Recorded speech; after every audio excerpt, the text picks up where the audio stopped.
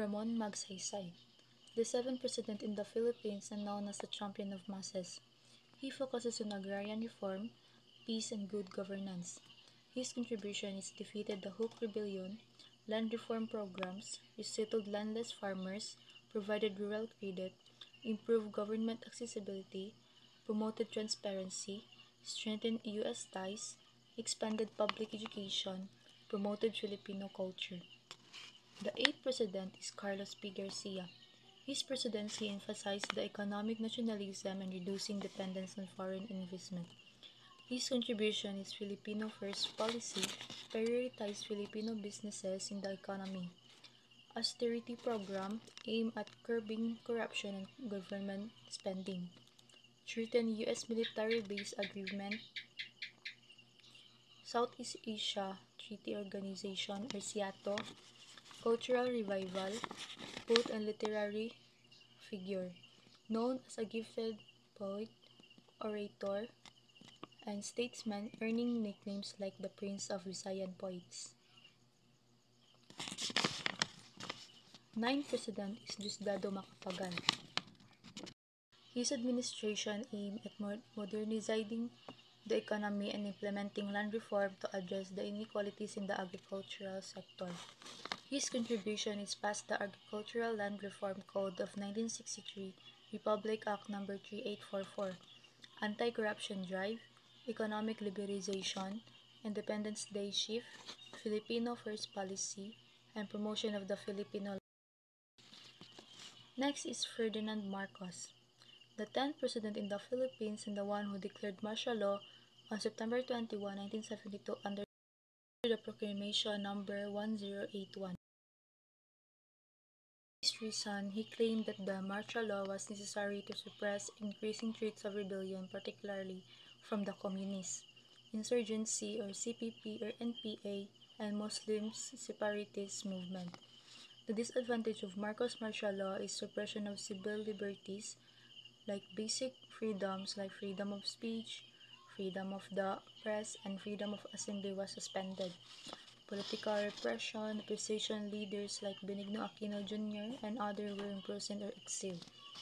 Elections were manipulated, widespread corruption, economic decline, widespread poverty and unemployment, human rights violation, and Amnesty International. The 11th president is De Corazon Aquino. Her contribution was she was leading the People Power Revolution in 1986, which restored democracy, creating of autonomous regions or Cordillera and Muslim Mindanao, proclamation of the Freedom Constitution and organized of the government, national reconciliation policy, created PCGO, reform law, strengthened social services under DSWD, and introduced the generics law, but it faced challenges in implementation. 12th president is Fidel V. Ramos. His contribution is Central Platform Philippines 2000 aimed to transfer the nation into a newly industrialized economy by addressing 5 areas: peace and stability, economic growth, energy, environmental protection, and bureaucratic efficiency. The 13th president is Joseph Estrada. He has issues and problems like grapple with corruption, Asian financial crisis, and El Nino. The issue is impeached due to a corruption scandal in 2000 and ousted in 2001.